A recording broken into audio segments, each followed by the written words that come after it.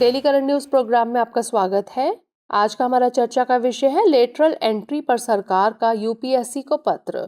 हाल ही में राजनीतिक विवाद के बीच केंद्र सरकार ने यूपीएससी के 45 पदों पर लेटरल एंट्री भर्ती का विज्ञापन रद्द करने को कहा है। बता दें कि इस लेटरल एंट्री भर्ती के विज्ञापन को रद्द करने के लिए यूपीएससी की अध्यक्ष प्रीति सूदन को कार्मिक एवं प्रशिक्षण मंत्री जितेंद्र सिंह द्वारा एक पत्र लिखा गया है। गौरतलब है कि 17 अगस्त को यूपीएससी ने एक विज्ञापन जारी कर 24 केंद्रीय मंत्रालयों में संयुक्त सचिव, निदेशक और उप सचिव के पदों पर लेटरल भर्ती के लिए आवेदन मांगे थे। पत्र में उल्लेखित महत्वपूर्ण बिंदु इस प्रकार हैं। सामाजिक न्याय के प्रति संवैधानिक जनादेश को बरकरार रखा जाए ताकि हाशिए पर पड़े समुदायों के योग्य उम्मीदवारों को सरकारी सेवाओं में उनका उचित प्रतिनिधित्व मिल सके। प्रधानमंत्री के सामाजिक न्याय सुनिश्चित करने पर ध्यान केंद्रित करने के संदर्भ में इस पहलू की समीक्षा और सुधार की आवश्यकता है।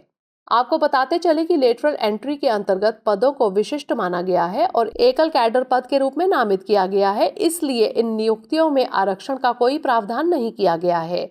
इसलिए यूपीएससी से 17 अगस्त 2024 को जारी लेटरल एंट्री भर्ती के विज्ञापन को रद्द करने का आग्रह किया गया है। यह कदम सामाजिक न्याय और सशक्तिकरण की दिशा में एक महत्वपूर्ण प्रगति होगी।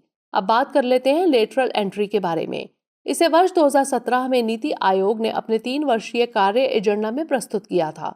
इसके तहत केंद्र सरकार में मध्यम और वरिष्ठ प्रबंधन स्तरों पर कर्मियों को भर्ती किया जाता है।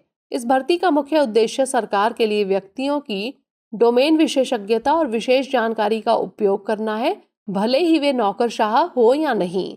इसमें 3 साल का अनुबंध किया जाता है, जिसे कुल 5 साल की अवधि तक बढ़ाया जा सकता है। इसका पहला दौर वर्ष 2018 में शुरू किया गया था।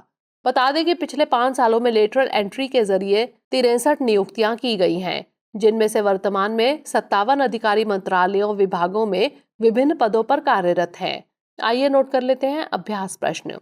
लेटरल एंट्री के संदर्भ में निम्नलिखित कथनों पर विचार कीजिए। 1. इसे वर्ष 2014 में नीति आयोग ने अपने 3 वर्षीय कार्य एजेंडा में प्रस्तुत किया था। 2. इसमें 3 साल का अनुबंध किया जाता है। उपरोक्त में से कौन सा यहाँ से कथन सही है या फिर है? केवल 1, केवल 2, 1 और 2 दोनों, या फिर ना तो 1 और ना ही 2? इसका उत्तर हमें कमेंट सेक्शन में जरूर भेजिएगा। धन्यवाद। डियर व्यूअर्स, अपने एग्जाम की तैयारी को और बेहतर करने के लिए हमारे चैनल को लाइक, शेयर और सब्सक्राइब करना न भूलें।